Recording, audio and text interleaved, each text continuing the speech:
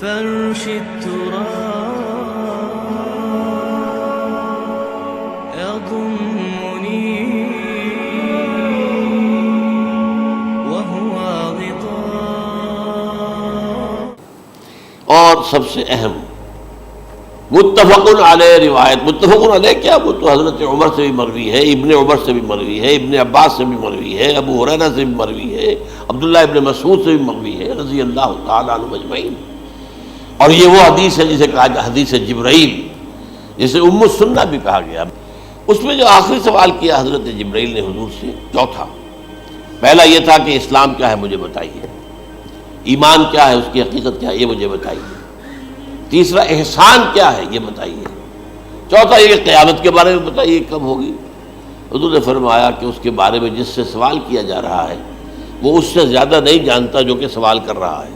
اب اس کے کئی مفہوم ہو سکتے ہیں کہ بہرحال یا تو حضرت، چونکہ بعد میں معلوم ہوا کہ حضور نے پہچانا نہیں کہ یہ جبرائیل ہے، بلکہ جب سوال جواب ہو کر وہ چلا گیا شخص تو اچانک حضور کے ساتھ ذرا ردو ہو ہی لیا، ذرا بلانا اس کو دوبارہ لانا. اب جو دیکھا کہ وجود ہی نہیں اس کا، آسمان نے اس کو چکھ لیا، زمین نے نگل لیا، کیا ہوا ہے؟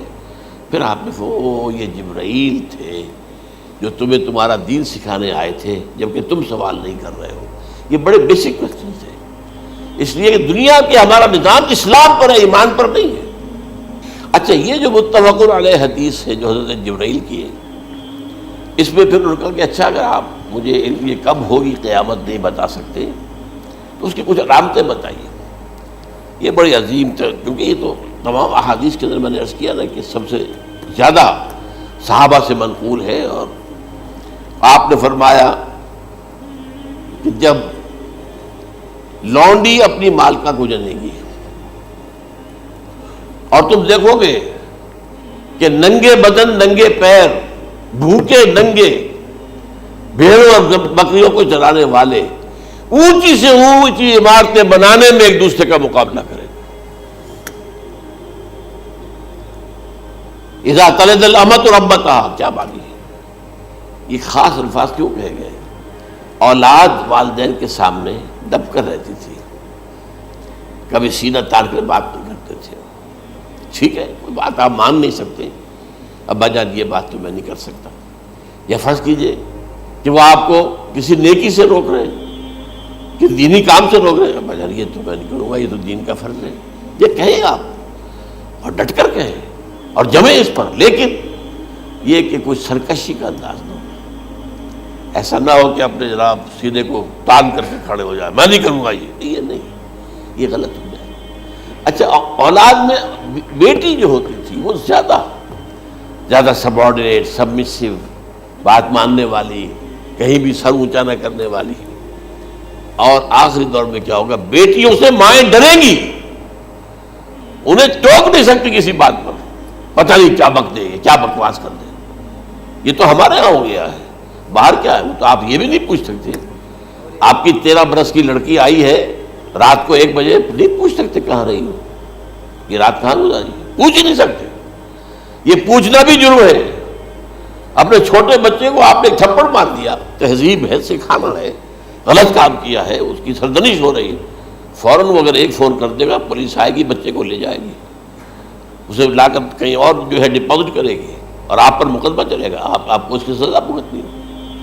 ظاہر بات ہے کہ پھر وہاں سرکشی کا کیا عالم ہوگا. پھر اولاد کہاں سر جھکائے گی، کس درجے میں جھکائے گی؟ اس کی تربیت عثمانی میں ہوئی نہیں. تو ان تلد الامۃ ربتہا، گویا کہ ماں، بیٹی کے نزدیک ماں جو ہے وہ ایسی ہو جائے گی جیسے لونڈی. گویا کہ لونڈی نے ایک اپنی مالکہ کو جنم دیا ہے، بیٹی مالکہ بن جائے گی اور ماں جو ہے لونڈی بن جائے گی. اور دولت کی ریل پیل کا ابھرتا دکان، یہ جو بھوکے ننگے اور مفلس، کیا حال تھا 100 برس پہلے، انہیں کھانے کو کچھ نہیں ملتا تھا. یہ مشرقی ساحل پر تھے، یہ سوائے یہ کہ مچھلیاں پکڑ لی، اللہ خیر اللہ وہ کھا لی، یا کہیں ان کو بیچ دیا، کوئی بنڈی لگ گئی، بنڈی لگ جاتی تھی وہاں. اور کیا تھا؟ اور مغربی ساحل پہ کیا ہوتا تھا؟ ساری ان کی معیشت حج کے گرد گھومتی تھی. حاجی آئے ہیں، خریداریاں کر رہے ہیں، اور آپ کو معلوم ہے پوری دنیا سے مال پہلے بھی پہنچتا تھا وہاں. آپ کو جو ہے ہر ملک کے ہر کونے کا پھل وہاں مل جائے گا آج بھی. اور وہاں پر یہ ہے کہ سب سے بڑی بدوؤں کے لیے سب سے بڑی بات کیا تھی؟ قربانی کا گوشت. اسے وہ سکھاتے تھے، سخت چمڑے کر کے کھاتے تھے. یہ ان کا حل تھا. آج جا کر دیکھیے نئے شہر بن رہے ہیں، امریکنز کو کانٹریکٹ دیے جا رہے ہیں، بالکل ماڈرن شہر بنا دو. ایک ایبسلیوٹلی ماڈرن شہر جو ہے وہ جو مشرقی ساحل کے اوپر جو پہلے سے آرام کو سٹی ہے، امریکن سٹی ہو، اس کے اندر کوئی سعودی بھی داخل نہیں ہو سکتا سوائے جس کے پاس اس سٹی کی طرف سے لائسنس نہ ہو. اور اس کی چار دیواری کے اندر، چار دیواری کیا فصیل کے اندر کہی ہے، جو چاہو کرو، کوئی تم پر پابند نہیں رہے. ننگے نہاؤ، تالاب ہے نہا رہے، ننگی عورتیں ننگی مردیں نہا رہے، کوئی پوچھنے والا. اب اسی قسم کا ایک سٹی آباد ہونا جا رہا ہے مغربی ساحل پر، جدہ اور ینبوع کے درمیان. اور اس میں اصل میں جتنی بھی دولت ہے جو پیٹرول کی ہے وہ وہیں پر رکھ لی جاتی ہے امریکہ کے اندر، تاکہ امریکہ جو ہے ایسے ایسے پروجیکٹ بنا کر جب تمہیں دے گا تو اس میں سے پیسے لے گا، وہ نہیں ملتی ان کو واپس. بہرحال یہ تو میں نے ایک جگہ آپ سے ذکر بھی کیا تھا، دی کنفیشنز آف این اکنامک ہٹ مین. وہ کنفیشنز کی بات جو ہے اگر آپ میں سے کسی کو دلچسپی ہو تو اسے پڑھیں کہ کس طریقے سے 1973 کے آئل امبارگو کے بعد جو شاہ فیصل شہید کے زمانے میں ہوا تھا، پھر جس طریقے سے امریکہ نے ان تمام ممالک کو جکڑ لیا ہے، اس کا پورا جو پروسیس کیا تھا وہ سامنے آتا ہے.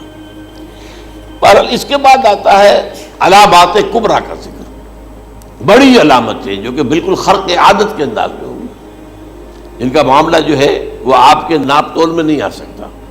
آپ کی کیمسٹری فزکس ان کا جو ہے وہ نہیں کر سکتی ادراک ہوگا یہ قیامت کی. ان میں نمبر ایک کیا ہے؟ ایک بہت بڑا دھواں آئے گا، پوری دنیا کو لپیٹے گا. نمبر دو، دجال کا ظہور ہوگا جو اپنی خدائی کا دعویٰ لے کر آئے گا اور بنوائے گا. اس کے ہاتھ میں ہو جائیں گے، قبضے میں ہو جائیں گے سارے ذرائع پیداوار کے. اس کی طرف بھی پہلا قدم اٹھ چکا ہو، ٹرپس کے نام سے معاہدہ ہو چکا ہے. کوئی ملک اپنا بیج پیدا نہیں کر سکتا. یہ بیج ہم نے ڈیولپ کیے ہیں. ان کے ڈیولپمنٹ سے پہلے تم ایک ایکڑ سے کتنی گندم لیتے تھے، آج کتنی لے رہے ہو؟ کس بنا پر؟ جینیٹکس کا جو کام ہم نے کیا ہے اس کی بنا پر ہونا. ہاں تو ہمارا حق ہے، اس کی رائلٹی ہمارے پاس آنی چاہیے. لہذا صرف ان اداروں سے، ملٹی نیشنل سے خریدا جائے گا بیج.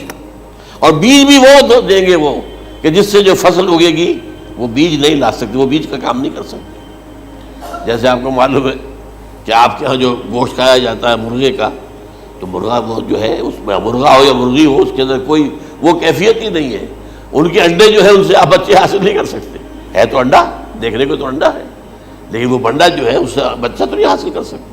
ایسے ہی وہ گندم کا بیج دیں گے، نظر آئے گی گندم، لیکن اس کے اندر وہ صلاحیت نہیں ہے کہ اس سے جو فصل اگے گی اس کا نتیجہ جو ہے وہ بھی آپ لے سکتے. یہ ہونا ہے، اللہ جانے. قدم اٹھ رہے ہیں ادھر. پھر یہ ہے کہ دابۃ الارض، زمین سے ایک حیوان نمودار ہوگا، زمین شق ہوگی.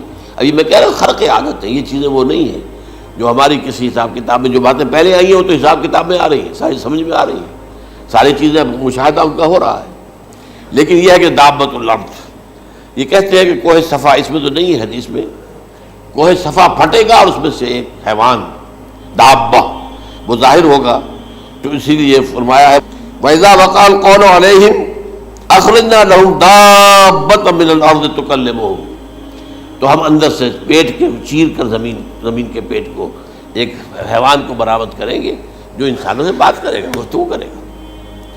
نمبر 4، طلوع الشمس من المغرب، یہ بھی خرق عادت. سورج تو طلوع ہوتا ہے مشرق سے، غروب ہوتا ہے مغرب میں، لیکن اس وقت معاملہ الٹا ہو جائے. یعنی جو کائنات کے اندر جو گڑبڑ ہوگی کچھ سمجھ میں بات آتی ہے کہ یہ معاملہ جو ہے یہ تو اس پورے سولر سسٹم کو اگر بدل دیتے ہیں تو مشرق مغرب ہو جانا، مغرب مشرق ہو جانا، یہ سمجھ میں آنے والی بات ہے. اس کے بعد ہے عیسیٰ ابن مریم کا نزول، جس کے بارے میں آج میں نے گفتگو کی ہے تفصیل سے. یہ نزول ہونا ہے، یہ علامات قیامت میں سے حضور نے بیان فرمایا ہے. اور قرآن مجید کی جو اصطلاحات ہیں اس کے حوالے سے میں نص قطعی جو ہے وہ میں آپ کے سامنے رکھ چکا ہوں. پھر یاجوج ماجوج کا ایک معاملہ ہے، یہ میں ابھی اس وقت زیادہ اس پر بات نہیں کر سکتا۔ حضرت عیسیٰ علیہ السلام کے نزول کے بعد دو کام ہوں گے، یہودیوں کا قلع قمع ختم، تمام یہودی، ایک کام تو یہ ہونا ہے، اور نمبر دو عیسائیت کا ختم ہو جانا۔ عیسائیت کی نفی کر دیں گے، بھائی تم مجھے خدا کا بیٹا بنائے بیٹھے ہو، میں تم خدا کا بیٹا نہیں ہوں، میں تو اس کا بندہ ہوں، رسول ہوں، میں نے تم سے کب کہا تھا کہ مجھے خدا کا بیٹا بناؤ۔ نمبر دو یہ کہ وہ خنزیر کو قتل کر دیں گے، یعنی یہ تم نے خنزیر کب سے کھانا شروع کر دیا؟ میں تو تم کو نکاح اجازت دے کر گیا تھا، یہ تو شریعت موسوی میں حرام تھا، اور میں کہہ کر گیا تھا کہ یہی شریعت تم پر لاگو رہے گی، ہاؤ کم تم نے کیسے یہ؟ آج بھی بہت سے رومن کیتھولکس جو ہے وہ سور نہیں کھاتے، وہ اس میں ہے ان کے اندر کچھ نہ کچھ بعض جو ہے جو حضرت عیسیٰ کی تعلیمات کا کچھ اثر ان کے ہاں ہے۔ اس کے بعد یہ ہے کہ یاجوج ماجوج، اصل میں بتا رہا تھا آپ کو کہ جب عیسائیت بھی ختم ہو گئی، یہود ویسے ختم ہو گئے، استیصال ہو گیا، جڑ کٹ گئی، اب عیسائیت گویا کہ اسلام میں ضم ہو گئی، عیسائیت بہتری سے مذہب ختم، یہودی خود ختم، اب یہ طاقت کتنی ہو جائے گی؟ تقریباً 2/3 دنیا آ گئی، تمام اب عیسائی 2 ارب کے قریب ہے، 1 ارب 90 کروڑ ہو گئے، یا مسلمان بھی 1 کروڑ 50-60 لاکھ ہیں، دونوں کو جوڑ لیجیے کتنے ہو گئے؟ 6 ارب کل آبادی ہے۔ لیکن اس کے بعد آتا ہے یاجوج ماجوج کا خروج۔ یہ یاجوج ماجوج میرے نزدیک چائنا اور رشیا ہے، ان کی مجموعی طاقت اتنی ہوگی، اور یہ اس طرح آئیں گے ہر اونچائی پر سے اترتے ہوئے، پھسلتے ہوئے، جیسے 1962 میں جب وار ہوئی تھی بٹوین چائنا اینڈ انڈیا 1962 میں، تو وہ اس وقت کا نقشہ جو آج بھی اخبارات میں پڑھتا تھا تو یاد، waves after waves of Chinese soldiers were coming down the slopes of Himalayas۔ یہ تو وہ ہے نا جن کی تعداد کا کوئی حساب نہیں ہے، اور رشیا اور یہ مل کر جو ہے، میرا اندازہ یہ ہے کہ جب پہلے ملحمۃ العظمیٰ ہوگی وہ عیسائیوں اور مسلمانوں کے درمیان، اس وقت یہ دونوں پاورز نیوٹرل رہے گی، لیکن غالباً یہ بات طے کر لیں گی کہ ویپنز آف ورلڈ جو ہے ماس ڈسٹرکشن، یہ استعمال مت کرنا، اگر یہ ویپنز آف ماس ڈسٹرکشن استعمال کرو گے تو ہم میدان میں آ جائیں گے۔ اس میں وہ جنگ جب ہو چکے گی، پھر حضرت عیسیٰ کو فتح حاصل ہو جائے گی، اور پھر یہ کہ یہودیت ختم ہو جائے گی، عیسائیت بطور مذہب ختم ہو کر اسلام میں ضم ہو جائے گا، پھر وہ 40 برس کا عہد حکومت ہے حضرت عیسیٰ علیہ السلام۔ لیکن جب یہ فتح ہو جائے گی ان پر، اب یاجوج ماجوج آئیں گے، اور اتنی تعداد میں آئیں گے کہ بحیرہ طبریہ جو ہے اس کا سارا پانی پی جائے گا۔ یہ تو اگر آپ کو کبھی اندازہ ہو، یا کوئی آپ جانیں ان لوگوں کو جو ان چینیوں سے واقف ہیں، وہ کہتے ہیں زمین پر ہلتی ہوئی کوئی چیزوں سے وہ چھوڑی چھوڑ کے کھا جائیں گے، جہاں وہ جاتے ہیں ایز اے لیبرر، وہاں کے جو سارے کتے ہیں ختم، ساری بلیاں ختم، ہر شے وہ جو سانپ کھاتے ہیں، ہر چیز کھاتے ہیں، اور یہ تمام ایسٹرن کنٹریز کے اندر ہوتا ہے، بڑی ڈیلیشس ڈشز ہیں یہ سانپ وغیرہ وغیرہ، اور یہ جس طرح کھا جائے، پانی پئے، ایک قطرہ نہیں رہے گا اس پر۔